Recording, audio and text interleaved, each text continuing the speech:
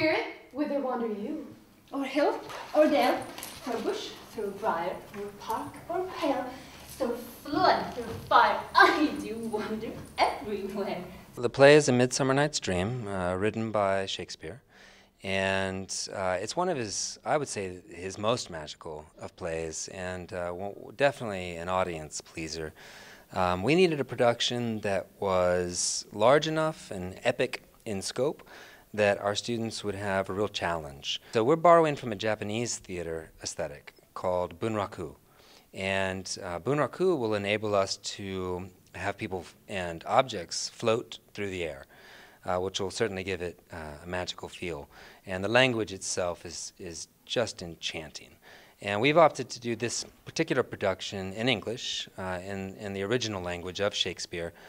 For it to do a translation, you'd have to find a translator as brilliant as Shakespeare. And it'd be like doing Ibsen in English, right? You lose so much. There's no way you can emulate that perfectly. Shakespeare is operating on so many levels.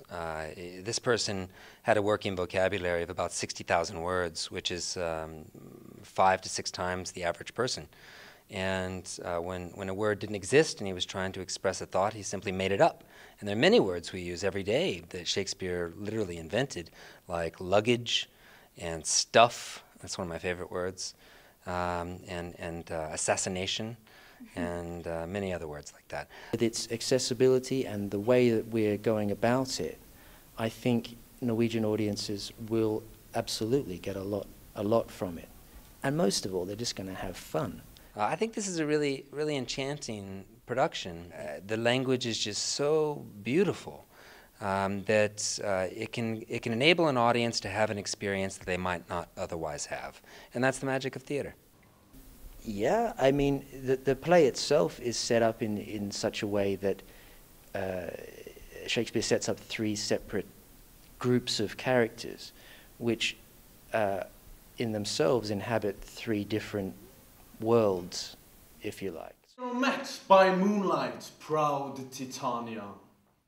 There's a lot of romance, star-crossed lovers, and obviously magic. My character deals with all those things. I think it's a very interesting piece, not only because of all the different themes which is involved, but all because of the different persons and personalities and the different kind of cultures meeting at the same point.